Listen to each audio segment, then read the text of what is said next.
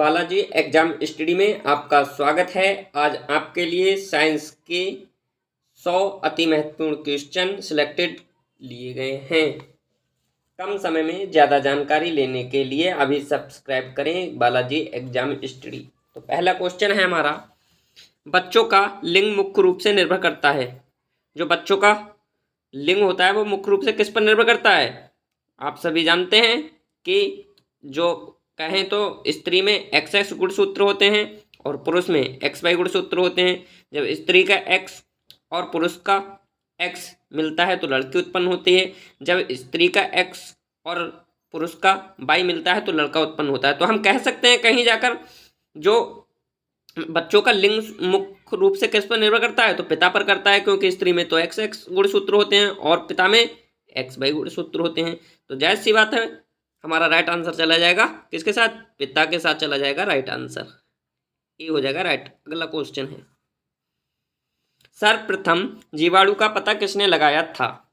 जो सर्वप्रथम जीवाणु का पता लगाया था तो हमारा कहीं जाकर आंसर हो जाएगा, क्या होगा? ल्यूवेनहॉक, यानी कि ल्यूवेनहॉक ने लगाया था, ल्यूवेनहॉक। अगला, और यहाँ से कई डिफेक्ट बनते हैं। जो लुई पास्चर हैं, ये किससे संबंधित हैं? इन्होंने रेबीज के टीके की खोज की थी। किसकी? लुईस पास्चर ने रेबीज के टीके की खोज की थी, लुईस पास्चर ने। और जो ल्यूवेनहॉक हैं ये तो हमारे बैक्टीरिया से संबंधित हैं ही। और जो हमारे एडवर्ड जेनर हैं, एडवर्ड जेनर, इन्होंने चेचक के टीके की खोज की थी। और जो जॉन साल्क हैं, इन्होंने क्या किया था? जॉन साल्क ने हमारे विकिपीडिया की खोज की थी। अगला क्वेश्चन बढ़ता है, नदियों, तालाबों आदि में पाए जाने वाले जलीय हरे पौधों को क्या कहा जाता है? जो नदियों, तालाबों आदि में पाए जाने वाले हरे पौधों को क्या कहा जाता है? तिरवाल कहा जाता है, शैवाल कहा जाता है, कवक या अमीबा? तो जल्दी से बताइए राइट आंसर। तो हमारा चले जाएगा कहीं बी के साथ, यानी कि बी क्या है? हमारा राइट आंसर है। अगले क्वेश्चन की ओर बढ़ते हैं, पनीर बनाने में किस किण्वन का उपयोग होता है? जो पनीर होता है, पनीर बनाने में किस किण्वन का उपयोग होता है? तो हम बता दें तो रेनिन का प्रयोग होता है। किसका? रेनिन का, यानी कि हमारा रेनिन, ये सही आंसर हो जाएगा। अगला क्वेश्चन है, जब एक ठोस वस्तु को पानी में डुबोया जाता है तो उसके बाहर में ह्रास होता है। यह ह्रास कितना होता है? जब किसी ठोस वस्तु को पानी में घुमाया जाए, डुबाया जाएगा तो कितना ह्रास होगा? तो कहीं कहते हैं विस्थापित पानी के भार के बराबर होगा, यानी कि ए राइट आंसर हो जाएगा, ए राइट आंसर। अगला क्वेश्चन है, जब कोई नाव नदी में समुद्र में प्रवेश करती है तो वह क्या करेगी? जल्दी से बताइए। थोड़ी ऊपर की ओर उड़ जाती है। जब कोई नाव है नदी में प्रवेश करेगी तो थोड़ी ऊपर की ओर उड़ जाती है, कहीं ये राइट आंसर हो जाएगा। अगला क्वेश्चन है, डायनमो परिवर्तित करता है। तो आप सभी जानते हैं डायनमो क्या होता है। डायनमो यानी कि जनरेटर को डायनमो कहते हैं। जो डायनमो होता है वो यांत्रिक ऊर्जा को किस में परिवर्तित करता है? विद्युत ऊर्जा में करता है। तो हम कह सकते हैं साथ का कहीं सी के साथ चला जाएगा, यांत्रिक ऊर्जा को विद्युत ऊर्जा में परिवर्तित करता है। तो हमारा कहीं सी राइट आंसर हो जाएगा, सी राइट आंसर। अगला क्वेश्चन है, जब गर्म पानी को मोटे कांच के गिलास के ऊपर छिड़का जाता है तो वह टूट जाता है। इसका क्या कारण है? इसका क्या कारण है? जब गर्म पानी को मोटे कांच के ऊपर छिड़का जाता है तो वह टूट जाता है। इसका क्या कारण है? जल्दी से बताइए। ए, अचानक ही गिलास पर विस्तारित हो जाता है। जो अचानक ही गिलास विस्तारित हो जाता है, इसके कारण वह टूट जाता है। अगला क्वेश्चन की ओर बढ़ते हैं, यानी कि ए राइट आंसर हो जाएगा। अगला क्वेश्चन है, मिट्टी के घड़े में निम्न में से किस क्रिया के कारण जल ठंडा रहता है? जो मिट्टी का घड़ा होता है उसमें किस कारण जल ठंडा रहता है? द्रवण, ऊर्ध्वपातन, बाष्पीकरण, इनमें से कोई नहीं। तो मैं बता दूं फ्रेंड, जो सी है यानी कि बाष्पीकरण के कारण जल ठंडा रहता है। किसके कारण? बाष्पीकरण के कारण, यानी कि सी राइट आंसर हो जाएगा। अगला क्वेश्चन है, यदि किसी स्थान के तापमान में अचानक वृद्धि होती है तो अपेक्षित आर्द्रता क्या हो गई? बढ़ती है, घटती है, स्थिर रहती है या घटती बढ़ती रहती है? तो 10 का कहीं हो जाएगा घटती है, यानी कि यदि किसी स्थान के तापमान में अचानक वृद्धि होती है तो अपेक्षितता आर्द्रता घटती है, यानी कि बी राइट आंसर हो जाएगा। अगले क्वेश्चन की ओर बढ़ते हैं, प्रेशर कुकर में भोजन तेजी से पकता है क्योंकि वायुदाब में वृद्धि क्योंकि प्रेशर कुकर आपने घरों में देखा होगा, जब यूज करते हैं, जब प्रेशर कुकर का दाब लगाते हैं तो उसका गलनांक बढ़ जाता है। दाब लगाने से क्या होता है, उसमें सब्जियां जल्दी पक जाती हैं, यानी कि दालें जल्दी पक जाती हैं। तो हम कह सकते हैं कहीं प्रेशर कुकर का दाब लगाने से गलनांक क्वथनांक बढ़ जाता है, जिसके कारण सब्जियां जल्दी पक जाती हैं। तो हम कह सकते हैं 11 का कहीं डी हो जाएगा, क्वथनांक को बढ़ा देती है, जिसके कारण सब्जियां जल्दी पक जाती हैं। तो डी राइट आंसर हो जाएगा। अगले क्वेश्चन की ओर बढ़ते हैं। नेत्रदान में आंख के किस भाग को दान किया जाता है? मैं बता दूं फ्रेंड, यहाँ से 3-4 क्वेश्चन बनते हैं। नेत्रदान में आंख के किस भाग को दान किया जाता है? तो पहले ये बता दूं, कार्निया को दान किया जाता है। क्या? कार्निया। जो मेन पार्ट होता है वो कार्निया होता है। और जो मानव का जहाँ पर प्रतिबिंब बनता है वो कहाँ बनता है? रेटिना पर बनता है, रेटिना पर। और जो बता दूं, आइरिस क्या है? आइरिस क्या है? आइरिस जहाँ से हमारे आँख में प्रकाश की मात्रा प्रवेश करती है वो उसे आइरिस कहते हैं। तो अगला क्वेश्चन की ओर बढ़ते हैं। न्यूरॉन किसकी इकाई है? न्यूरॉन किसकी इकाई है? न्यूरॉन है हमारी तंत्र का ऊतक की इकाई, यानी कि न्यूरॉन कहीं तंत्र का ऊतक से संबंधित है, यानी कि ए राइट आंसर हो जाएगा। अगला क्वेश्चन है, विटामिन के की कमी के कारण हो जा सकता है। जो विटामिन के है, मैं बता दूं फ्रेंड, जो विटामिन के का रासायनिक नाम होता है फाइलोक्विनोन। और विटामिन के की कमी से क्या होता है? रुधिर का थक्का नहीं बनता है, रुधिर का थक्का। तो हम कह सकते हैं कहीं हमारा चले जाएगा शल्यक्रिया उपरांत स्त्राव। तो ए डी राइट आंसर हो जाएगा। और पहला जो होता है ए, यानी कि कमजोर हड्डी किसके विटामिन किस की कमी के कारण होती है? तो विटामिन कहीं कह सकते हैं विटामिन डी की कमी के कारण कमजोर हड्डी होती हैं। और स्कर्वी क्या है? स्कर्वी विटामिन सी का रासायनिक नाम है। और विटामिन सी की कमी से कौन सा रोग हो जाता है? स्कर्वी हो जाता है। तो कहीं कह सकते हैं विटामिन सी के साथ चला जाएगा। और कह सकते हैं जनन शक्ति का कम होना विटामिन ई, यानी कि जिसका नाम होता है ई का टोकोफेरॉल, रासायनिक नाम होता है टोकोफेरॉल। तो कह सकते हैं हमारा राइट आंसर चला जाएगा डी के साथ। हमने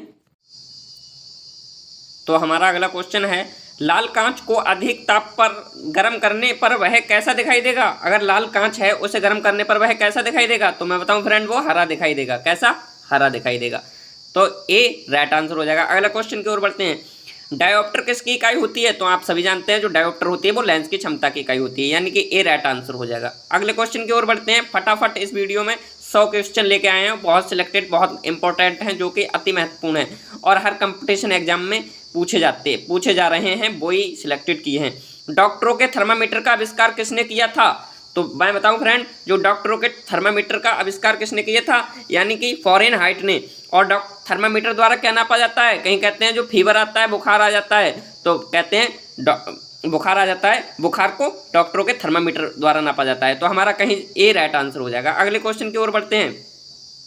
तारों के मध्य दूरी मापने वाली इकाई है, जो तारों के मध्य दूरी मापने वाली इकाई क्या है? वो प्रकाश वर्ष है। कहीं सी के साथ चला जाएगा। अगला क्वेश्चन है, प्रकाश वर्ष है, प्रकाश वर्ष क्या है? जो प्रकाश वर्ष है वो है हमारी एक वर्ष में प्रकाश द्वारा चली गई दूरी या किया गया समय, एक वर्ष में चली गई दूरी। तो हमारा कहीं कहते हैं बी के साथ चला जाएगा। अगला क्वेश्चन है, एक प्रकाश वर्ष कितनी दूरी होती है? एक प्रकाश वर्ष में बताऊं वो होती है 9.46 गुणा 10 की पावर 12 किलोमीटर। तो यानी कि बी राइट आंसर हो जाएगा, बी राइट आंसर हो जाएगा। अगला क्वेश्चन है, किसी तत्वों के रासायनिक गुण निम्न में से कौन तय करता है? जो किसी तत्व के रासायनिक गुण होते हैं वो निम्न में से कौन तय करता है? तो हमारा कह सकते हैं कहीं 21 के साथ चला जाएगा, इलेक्ट्रॉनों की संख्या के साथ। 21 का राइट आंसर हो जाएगा ए। अगले क्वेश्चन की ओर बढ़ते हैं। ल्यूमेन किसका मात्रक है? जो बताऊं, ल्यूमेन है जो हमारा 23 का चला जाएगा कहीं बी के साथ, यानी कि ज्योति फ्लक्स। ल्यूमेन ज्योति फ्लक्स का मात्रक है, ज्योति फ्लक्स का। अगला क्वेश्चन है, गतिमान वस्तु में होती है, गतिमान वस्तु में क्या होती है? आप सभी जानते हैं गतिमान वस्तु में गतिज ऊर्जा होती है। और गतिज ऊर्जा क्या होती है? किसी वस्तु के गति के कारण जो ऊर्जा उत्पन्न होती है उसे गतिज ऊर्जा कहते हैं।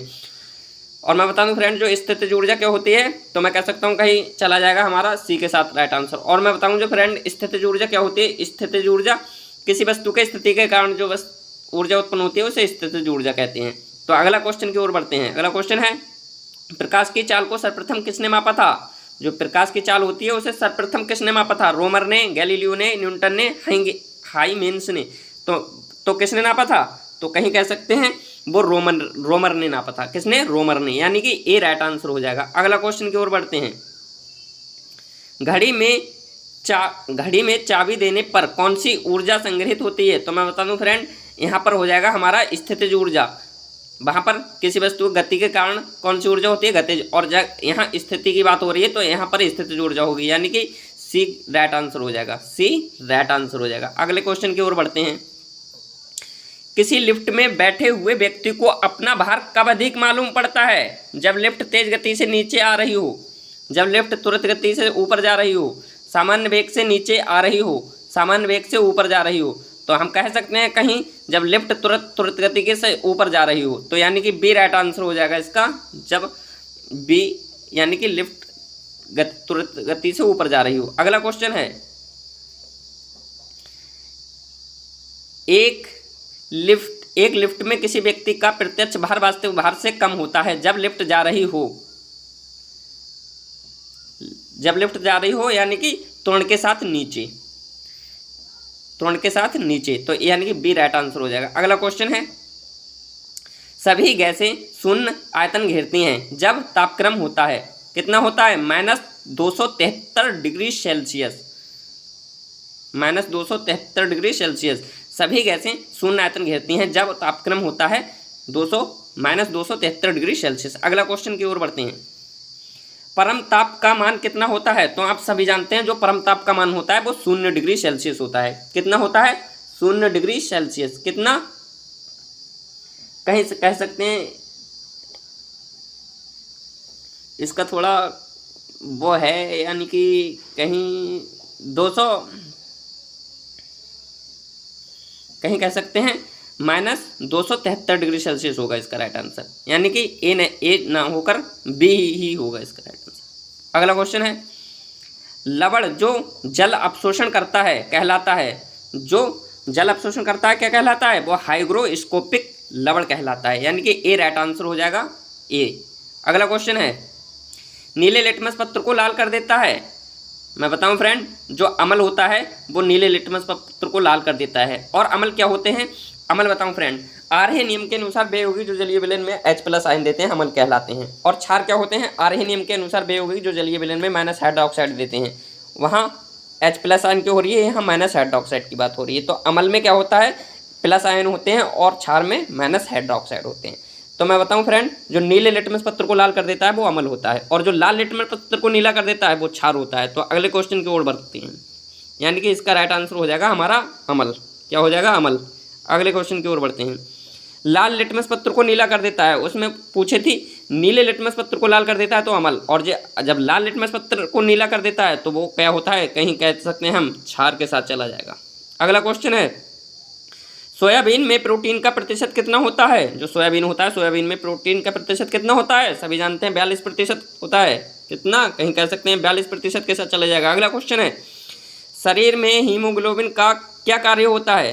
शरीर में जो हीमोग्लोबिन होता है, हीमोग्लोबिन का मुख्य कार्य क्या होता है? ऑक्सीजन का परिवहन। यहाँ से कई क्वेश्चन बनते हैं। हीमोग्लोबिन रक्त किस कारण लाल होता है? तो वो होता है, कहीं कह सकते हैं हीमोग्लोबिन के कारण। कहते हैं रक्त में कौन सी धातु पाई जाती है? तो कह सकते हैं रक्त में Fe यानी कि आयरन धातु पाई जाती है। तो हमारा राइट आंसर हो जाएगा। और कह सकते हैं जो हीमोग्लोबिन में क्या पाया जाता है? तो RBC पाई जाती है। RBC का कार्यकाल कितना होता है? 120 दिन का होता है। और RBC कहाँ से उत्पन्न होती है? तो कहते हैं कहीं अस्थि मज्जा से निर्माण होता है RBC का। तो हमारा जो शरीर में हीमोग्लोबिन का मुख्य कार्य क्या होता है? ऑक्सीजन का परिवहन, यानी कि हमारा कह सकते हैं कहीं ए के साथ राइट आंसर चला जाएगा। अगला क्वेश्चन है, यहाँ से कई क्वेश्चन बता दिए मैंने, सभी याद रखना है आपको। इंसुलिन का स्त्राव कहाँ से होता है? जो इंसुलिन होता है उसका स्त्राव हम बता दें, जो पित्ताशय है, पित्ताशय में क्या होता है? पित्ताशय में पित्तरस जमा होता है, सही है। और आंतरस क्या होता है? आंतरस जो छोटी आंत से मिलता है, जिसमें अनेक अवशोषण चूसे जाते हैं, जिसके कारण पूर्ण पाचन होता है, उसे आंतरस कहते हैं। अग्न्याशय क्या होता है? अग्न्याशय से क्या होता है? इंसुलिन स्त्रावित होता है। कहीं कह सकते हैं हम अग्न्याशय के साथ चला जाएगा हमारा राइट आंसर। तो अगला क्वेश्चन है, लैंगरहैंस की दीपिकाएं जो इंसुलिन का स्त्राव करते हैं स्थित होते हैं, कहाँ होते हैं? लैंगरहैंस यानी कि हम कह सकते हैं कहीं अग्न्याशय से संबंधित है। अग्न्याशय क्या होता है? अंगन्याशय को लैंगरहैंस की दीपिका कहते हैं, जिनसे इंसुलिन नामक हार्मोन स्रावित होता है। तो हम कह सकते हैं कहीं हमारा बी के साथ चला जाएगा राइट आंसर। अगला क्वेश्चन है, निम्नलिखित में से किस कोशिका से इंसुलिन स्रावित होता है? मैं बताऊं फ्रेंड, जो बीटा कोशिका है इनसे इंसुलिन स्रावित होता है, बीटा कोशिका। अगला क्वेश्चन है, इंसुलिन है एक प्रकार का, इंसुलिन एक प्रकार का क्या है? इंसुलिन हार्मोन है, एंजाइम है, या विटामिन है, या नमक है? तो मैं कह सकता हूँ कहीं इंसुलिन एक प्रकार का हमारा हार्मोन है। क्या है? हार्मोन। हार्मोन यानी कि हार्मोन क्या है? हार्मोन। सी राइट आंसर हो जाएगा। अगला क्वेश्चन है, इंसुलिन की खोज किसने की थी? इंसुलिन की खोज बेंटिंग एवं बेस्ट ने की थी, यानी कि डी राइट आंसर हो जाएगा, डी राइट आंसर। अगला क्वेश्चन है, मानव त्वचा को रंग देने वाला वर्णक कौन सा है? तो मैं बता दूं फ्रेंड, जो मेलानिन है ये मानव त्वचा को रंग देने वाला वर्णक है, यानी कि मानव त्वचा का रंग इन्हीं के कारण निर्भर करता है। या त्वचा कैसी है, मुलायम है या कठोर है या काली है या गोरी है, तो यह मेलानिन के कारण प्रदान करता है। तो कहीं कह सकते हैं हम ए के साथ चला जाएगा। अगला क्वेश्चन है, कठोर स्टील में होता है, कठोर स्टील में क्या होता है? 0.5 से 1.5% कार्बन होता है, यानी कि कहीं कह सकते हैं बी के साथ राइट आंसर चला जाएगा। अगला क्वेश्चन है, किसी बिजली के स्त्री को गर्म करने के लिए किस धातु का प्रयोग किया जाता है? मैं बता दूं फ्रेंड, जो कहीं कह सकते हैं जो घरों में प्रेस देखी होगी आपने, प्रेस में क्या होता है? नाइक्रोम का तार होता है। और कहीं कह सकते हैं घरों में जो हीटर यूज होता है, हीटर में किसका तार बना होता है? तो नाइक्रोम का बना होता है। तो कह सकते हैं कहीं जो बिजली के स्त्री को गर्म करने के वहीं यानी कि नाइक्रोम को गर्म करने की बात कही गई है, कहीं हीटर और गैस को चलाने, हीटर और प्रेस को चलाने की बात कही गई है। तो हम कह सकते हैं कहीं नाइक्रोम से रिलेटेड है ये क्वेश्चन, तो हमारा चला जाएगा बी, यानी कि राइट आंसर हो जाएगा। अगला क्वेश्चन है, फोटोग्राफी में उपयोगी तत्व है, फोटोग्राफी में उपयोगी तत्व क्या है? सिल्वर ब्रोमाइड, यानी कि बी राइट आंसर हो जाएगा, सिल्वर ब्रोमाइड, ए राइट आंसर हो जाएगा। कृत्रिम वर्षा कराने में किस रसायन का प्रयोग किया जाता है? जो कृत्रिम वर्षा होती है इसे कराने में किस रसायन का प्रयोग किया जाता है? तो मैं बता दूं फ्रेंड, जो सिल्वर आयोडाइड का प्रयोग किया जाता है। किसका? सिल्वर आयोडाइड का, यानी कि बी राइट आंसर हो जाएगा। अगला क्वेश्चन है, निम्न में से किसका उपयोग ऊंचाई नापने में किया जाता है? तो मैं बता दूं फ्रेंड, जो अल्टीमीटर है, अल्टीमीटर का उपयोग ऊंचाई मापने में किया जाता है। और फैथोमीटर का प्रयोग समुद्र की गहराई मापने के लिए किया जाता है। और बैरोमीटर का प्रयोग कह सकते हैं कहीं वायुमंडल का दाब मापने के लिए किया जाता है, बैरोमीटर। तो कह सकते हैं हमारा ऊंचाई मापने के लिए अल्टीमीटर का प्रयोग किया जाता है, ए राइट आंसर हो जाएगा। अगला क्वेश्चन की ओर बढ़ते हैं, रेफ्रिजरेटर में थर्मोस्टेट का क्या कार्य है? जो रेफ्रिजरेटर है इसमें थर्मोस्टेट का क्या कार्य है? तो हम कह सकते हैं कहीं 48 का हमारा चले जाएगा, किसके साथ चला जाएगा? सी के साथ, यानी कि समान तापमान बनाए रखना, यानी कि सी राइट आंसर हो जाएगा। अगला क्वेश्चन है, एक जूल में कितना कैलोरी होता है? एक जूल में कितना कैलोरी होता है? एक जूल में होता है 0.24 कैलोरी, यानी कि कहीं कह सकते हैं ए के साथ चला जाएगा। अगला क्वेश्चन है, एक स्वतंत्र रूप से लटका हुआ चुंबक सदा ठहरता है। तो सदा एक चुंबक है, अगर उसे स्वतंत्र रूप से लटकाया जाता है, वो सदैव उत्तर और दक्षिण दिशा में ठहरेगा। कहाँ ठहरेगा? तो हमारा कह सकते हैं हम कहीं उत्तर और दक्षिण दिशा, यानी कि सी राइट आंसर हो जाएगा, उत्तर और दक्षिण दिशा। तो अगला क्वेश्चन है, और मैं बताऊं फ्रेंड कि आपने अभी तक हमारे चैनल को लाइक और सब्सक्राइब नहीं किया है तो लाइक और सब्सक्राइब कर लें और बेल आइकन को प्रेस जरूर कर लें, ताकि छोटी छोटी वीडियो की नोटिफिकेशन समय से पूर्व मिलती रहे। तो 51वां क्वेश्चन है, मनुष्य के शरीर काल में कितने दांत 2 बार विकसित होते हैं? यहाँ से 2-3 डिफेक्ट बनते हैं। जैसे कह सकते हैं मनुष्य में कई प्रकार के दांत पाए जाते हैं? तो मनुष्य में 4 प्रकार के दांत पाए जाते हैं। और कौन से पाए जाते हैं? कृंतक, रदनक, एंजाइजर और प्रीमोलर्स। और कह सकते हैं कि मनुष्य में ऐसे कौन से दांत हैं जो 2 बार विकसित होते हैं? तो 20 दांत हैं जो 2 बार विकसित होते हैं। और जो स्थायी दांत हैं वो कितने होते हैं? तो वो कह सकते हैं कहीं 12 होते हैं, क्योंकि 32 दांत होते हैं, 20 और 12 32 हो जाते हैं। और कहीं कह सकते हैं मनुष्य के शरीर में मुख में टोटल कितने दांत होते हैं? टोटल 32 दांत होते हैं। तो कहीं हमारा राइट आंसर चला जाएगा, जो 20 दांत होते हैं हमारे वो 2 बार विकसित होते हैं। यहाँ से कई क्वेश्चन क्लियर हो गए हैं, आपको सभी याद रखना है। तो हमारा अगला क्वेश्चन है, पित्त जमा होता है, तो आपको याद रखना है पित्त जमा हमेशा पित्ताशय में होता है। और पित्तरस का निर्माण कहाँ होता है, तो कह सकते हैं कहीं यकृत में होता है। और कह सकते हैं यहाँ पर प्लीहा है, और प्लीहा किससे संबंधित है, आरबीसी से। आरबीसी का कब्रिस्तान किसे कहा जाता है, प्लीहा को कहा जाता है। तो हमारा राइट आंसर हो जाएगा कहाँ, पित्तरस कहाँ जमा होता है, पित्ताशय में, यानी कि बी राइट आंसर हो जाएगा। यहाँ से 3-4 क्वेश्चन बने हैं, सभी याद रखना है, मैंने इस बता दिए जो आ गए। कम समय में ज़्यादा जानकारी के लिए अभी सब्सक्राइब करें बालाजी एग्जाम स्टडी। 53 का राइट आंसर, 53 क्या है, रक्त में लाल रंग निम्न में से किसके कारण होता है। तो मैं बता दूं फ्रेंड, जो लाल रक्त होता है मनुष्य में, हीमोग्लोबिन के कारण लाल होता है। किसके, हीमोग्लोबिन के कारण। और जो प्लाज्मा क्या है, प्लाज्मा एक प्रकार से रुधिर का यानी कि ब्लड का ही अंश है, जिस जो ये कितना परसेंट होता है, ये 55 से 60% होता है। और आरबीसी क्या है, आरबीसी क्या है, आरबीसी जो प्लाज्मा में किसकी मात्रा होती है, आरबीसी की। आरबीसी का जीवन काल कितना होता है, आरबीसी का जीवन काल होता है मात्र 120 दिन। और जो डब्ल्यूबीसी है, डब्ल्यूबीसी का मुख्य कार्य क्या होता है, शरीर के रोगों से प्रतिरोधक तंत्र की सुरक्षा करना, यानी कि रोगों से बचाना, रोगों से लड़ना। तो डब्ल्यूबीसी का कार्यकाल कितना होता है, वो होता है 2 से 4 दिन, या 2 से कहीं कहीं अलग अलग दिखता है, कहीं 3 से 4, कहीं 4 से 5। तो ये याद रखना है, 2 से 4 दिन हमेशा याद रखना है। तो अगला क्वेश्चन है हमारा, तो हमारा कहीं ये चला जाएगा हीमोग्लोबिन के साथ। किसके, हीमोग्लोबिन के साथ। अगला क्वेश्चन है, हीमोग्लोबिन किसका महत्वपूर्ण घटक है। तो हीमोग्लोबिन आरबीसी से संबंधित है। हीमोग्लोबिन में कौन सी धातु पाई जाती है, आरबीसी। आरबीसी की फुल फॉर्म क्या है, रेड ब्लड सेल्स। डब्ल्यूबीसी की फुल फॉर्म क्या है, व्हाइट ब्लड सेल्स। तो हम कह सकते हैं कहीं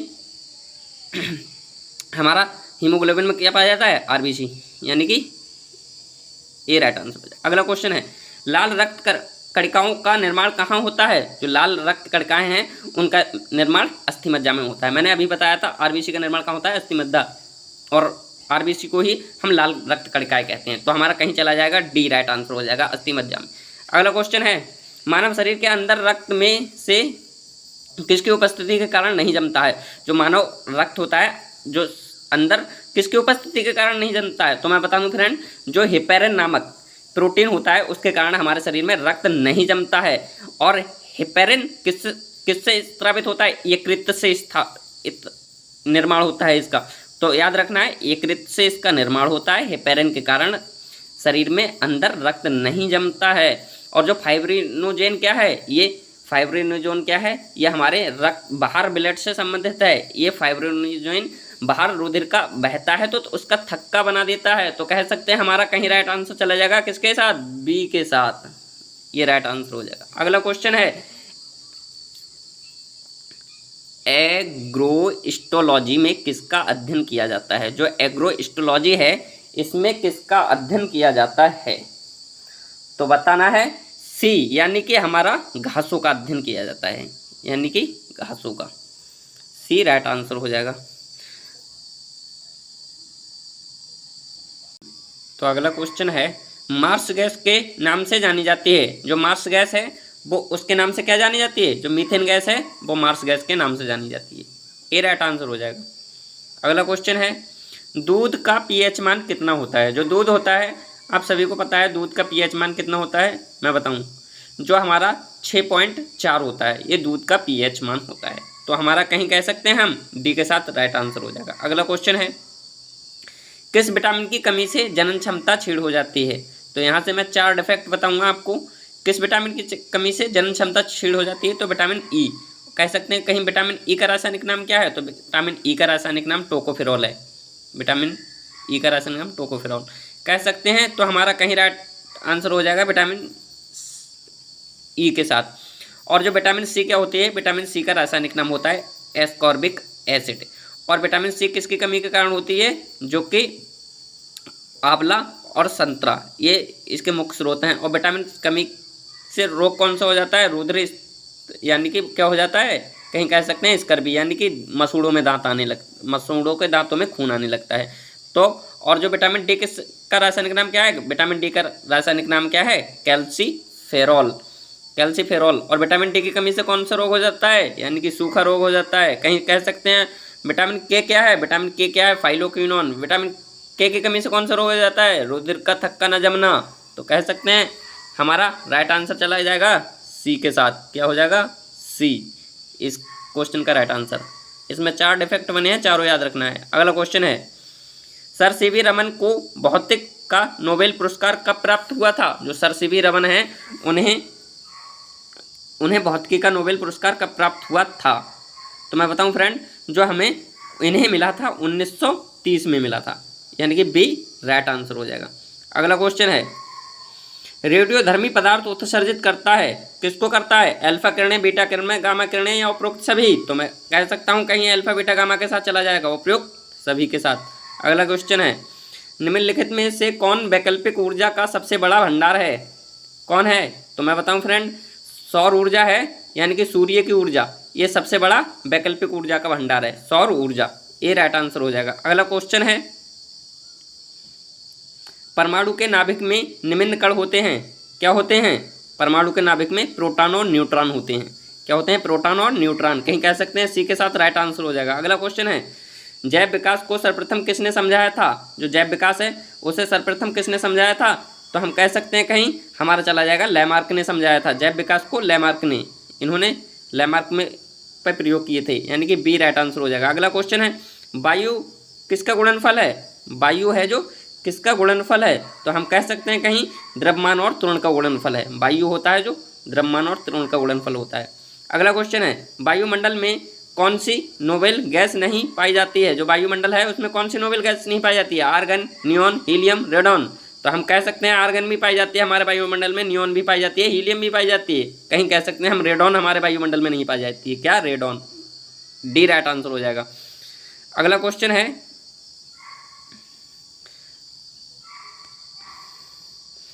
पीतल कौन सी धातु का मिश्रण है? जो पीतल है वो तांबा और जस्ता का मिश्रण है, यानी कि हम कह सकते हैं कहीं हमारा सी के साथ चला जाएगा, किसके? सी के साथ। अगला क्वेश्चन है, कांसा निम्न में से किसका मिश्रण है? जो कांसा है वो किसका मिश्रण है? हम कह सकते हैं कहीं जो कांसा है हमारा वो तांबा और टिन का मिश्रण है, तांबा और टिन, तो हमारा बी राइट आंसर हो जाएगा। अगला क्वेश्चन है, प्रथम जीव की उत्पत्ति हुई है, जो प्रथम जीव की उत्पत्ति कहाँ हुई है? पृथ्वी पर, हवा में, जल में, किसी अन्य ग्रह पर? तो हम कह सकते हैं जो प्रथम जीव की उत्पत्ति वो जल में हुई है, कहाँ हुई है? जल में। तो हमारा अगला क्वेश्चन है, चेचक के वैक्सीन को सर्वप्रथम किसने तैयार किया? जो चेचक के वैक्सीन को सर्वप्रथम किसने किया था? वो एडवर्ड जेनर ने किया था, किसने? एडवर्ड जेनर ने, तो हमारा एडवर्ड जेनर, सी राइट आंसर हो जाएगा। अगला क्वेश्चन है, निम्न में से सबसे कठोर कौन है?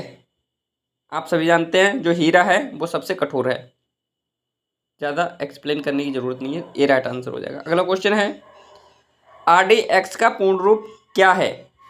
जो RDX है उसका पूर्ण रूप क्या है? RDX का पूर्ण रूप है यानी कि रिसर्च एंड डेवलप्ड एक्सप्लोसिव, यानी कि सी राइट आंसर हो जाएगा। अगला क्वेश्चन है, pH मान का निर्धारण किसने किया? जो pH मान का निर्धारण किसने किया था? जो pH का मान का निर्धारण यानी कि सोरेनसन ने किया था, किसने? सोरेनसन ने, डी राइट आंसर हो जाएगा। अगला क्वेश्चन है, अक्रिय गैसों की खोज किसने की थी? जो अक्रिय गैस हैं उसकी खोज किसने की थी? तो मैं बताऊं जो रैमजे ने अक्रिय गैसों की खोज की थी, रैमजे, यानी कि सी राइट आंसर हो जाएगा। अगला क्वेश्चन है, सोडियम धातु को डुबाकर रखा जाता है, सोडियम धातु को किस में डुबाकर रखा जाता है? तो मैं बता दूं फ्रेंड, जो सोडियम धातु है वो हमारी केरोसिन यानी कि तेल में डुबा कर रखी जाती है, डीजल में, केरोसिन में, यानी कि सी राइट आंसर हो जाएगा। अगला क्वेश्चन है, पेट्रोल एक मिश्रण है, जो पेट्रोल है वो किसका मिश्रण है? तो पेट्रोल हमारा हाइड्रोकार्बन का मिश्रण है, किसका? हाइड्रोकार्बन का, डी राइट आंसर हो जाएगा। अगला क्वेश्चन है, मिल्क ऑफ मैग्नीशिया क्या है? जो मिल्क ऑफ मैग्नीशिया है वो क्या है? तो वो मैग्नीशियम हाइड्रो ऑक्साइड है, जो मैग्नीशियम हाइड्रो ऑक्साइड है, यानी डी राइट आंसर हो जाएगा। अगला क्वेश्चन है, शुद्ध जल होता है, शुद्ध जल कैसा होता है? पहले तो यहाँ से 4 डिफेक्ट बनते हैं, 3-4, जैसे अम्लीय क्या है और क्षारीय क्या है, उदासीन क्या है। अगर किसी विलेन का pH मान 7 से कम है तो वह विलेन अम्लीय होगा, कैसा होगा? अम्लीय होगा। अगर 7 से अधिक है तो वो कैसा होगा? क्षारीय होगा। अगर 7 से 7 है तो कैसा होगा, उदासीन होगा। तो कह सकते हैं जो जल का पीएच मान होता है वो कितना होता है, 7 होता है।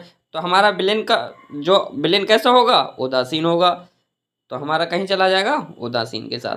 अगला क्वेश्चन है, डायनामाइट में मुख्य रूप से पाया जाता है, जो डायनामाइट है उसमें मुख्य रूप से क्या पाया जाता है, डायनामाइट में मुख्य रूप से नाइट्रोग्लिसरीन पाई जाती है, यानी कि डी राइट आंसर हो जाएगा। अगले क्वेश्चन की ओर बढ़ते हैं, प्याज एवं लहसुन में गंध किसके कारण आती है, जो प्याज एवं लहसुन होता है उसमें गंध आती है, मैं बताऊं फ्रेंड, विटामिन यानी कि बी पोटेशियम के कारण आती है।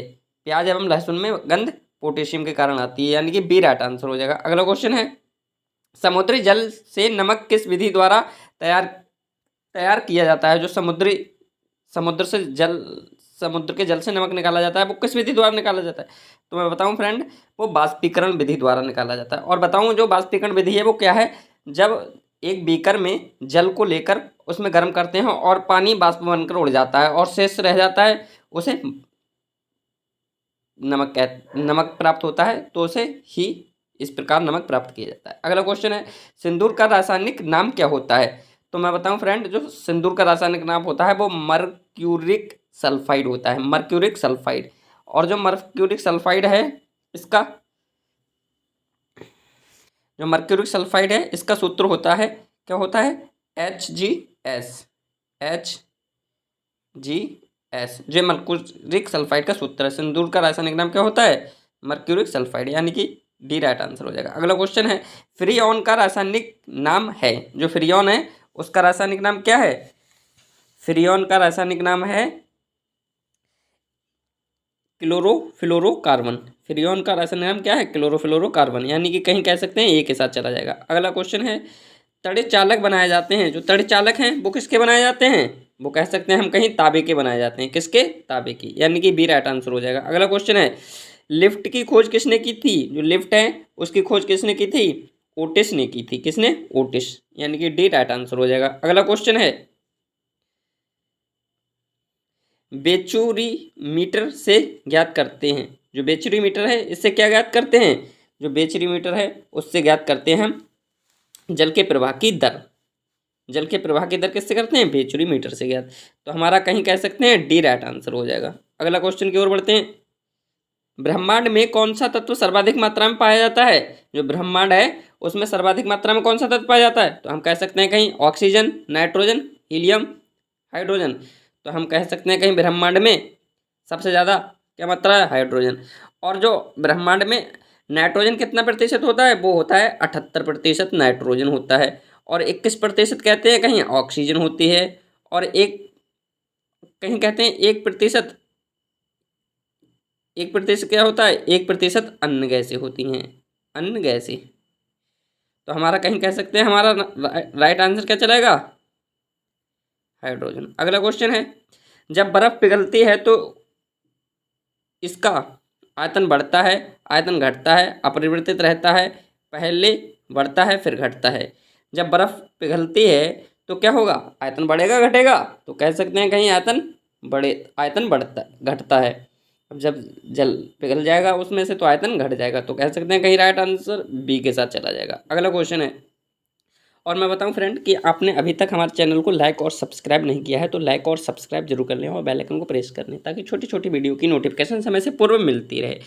आइए अगला क्वेश्चन है, दाब बढ़ने पर क्वथनांक, जल का क्वथनांक बढ़ता है, घटता है, अपरिवर्तित रहता है, पहले बढ़ता है फिर घटता है। तो कहीं कह सकते हैं दाब बढ़ने पर जल का क्वथनांक बढ़ता है। जब दाब लगाएंगे किसी चीज़ पे तो क्वथनांक बढ़ेगा घटेगा, तो कहते हैं बढ़ता है कहीं, तो ये राइट आंसर हो जाएगा। अगला क्वेश्चन है, किसी वस्तु का भार अधिकतम होता है, जल में, हवा में, निर्वात में, इनमें से कोई नहीं। तो हम कह सकते हैं कहीं निर्वात में जो होता है वो किसी वस्तु का भार अधिकतम होता है, निर्वात में। ऊंचाई बढ़ने से वायुमंडलीय दाब घटता है बढ़ता है, कहीं कह सकते हैं ऊंचाई बढ़ने से वायुमंडलीय दाब होता है वो घटता है, तो कह सकते हैं ए के साथ हमारा चले जाएगा राइट आंसर। तो अगला क्वेश्चन है, केल्विन मान में मानव शरीर का सामान्य ताप कितना होता है। यहाँ से 3 डिफेक्ट बनते हैं। केल्विन मान में पूछे मानव शरीर का सामान्य क्रम तो 310, अगर फैरड में पूछे तो 98.6, कितना, 98.6 फैरड। और पूछे केल्विन में तो 310 केल्विन, 310 केल्विन। और पूछे डिग्री सेल्सियस में तो 37 डिग्री सेल्सियस। ये तीनों डिफेक्ट याद रखना है, तो हमारा राइट आंसर चला जाएगा केल्विन में कितना होता है, 310 केल्विन। अगला क्वेश्चन है, मैनोमीटर के द्वारा किसकी माप की जाती है, जो मैनोमीटर है उसके द्वारा किसकी माप की जाती है, तो कहीं हम कह सकते हैं गैसों की दाब की माप की जाती है, मैनोमीटर द्वारा किसकी, गैसों के दाब की। भी राइट आंसर हो जाएगा। अगले क्वेश्चन की ओर बढ़ते हैं फटाफट। एक जेट इंजन किस सिद्धांत पर कार्य करता है, जो एक जेट इंजन है वो किस सिद्धांत पर कार्य करता है, तो हम कह सकते हैं कहीं रेखीय संवेग संरक्षण के सिद्धांत पर कार्य करता है, तो कहीं कह सकते हैं हम किसके, रेखीय संवेग संरक्षण। तो हमारा सी राइट आंसर हो जाएगा। अगला क्वेश्चन है, पृथ्वी पर वायुमंडल दाब का कारण है, जो पृथ्वी पर वायुमंडल है उसका दाब का कारण क्या है, तो हम कहीं कह सकते हैं वायुमंडलीय दाब का कारण क्या है, सी यानी कि गुरुत्वाकर्षण। तो सी राइट आंसर हो जाएगा। अगला क्वेश्चन की ओर बढ़ते हैं, प्रकाश तंतु किस सिद्धांत पर कार्य करता है, जो प्रकाश तंतु है वो किस सिद्धांत पर कार्य करता है, तो हम कहीं कह सकते हैं जो प्रकाश तंतु है वो हमारा पूर्ण आंतरिक परावर्तन के सिद्धांत पर कार्य करता है, यानी कि डी राइट आंसर हो जाएगा। अगले क्वेश्चन की ओर बढ़ते हैं फटाफट। ध्वनि का वेग सर्वाधिक किस में होता है, जो ठोस में होता है ध्वनि का वेग सर्वाधिक, किसमें, ठोस में। अगला क्वेश्चन है, स्पष्ट दृष्टि की न्यूनतम दूरी कितनी होती है, जो स्वस्थ नेत्र के लिए स्पष्ट दृष्टि की न्यूनतम दूरी 25 सेंटीमीटर होती है, 25 सेंटीमीटर। अगला क्वेश्चन है, अगला क्वेश्चन है,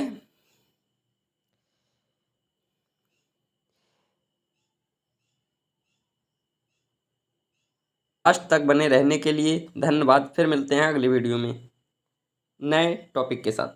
थैंक यू।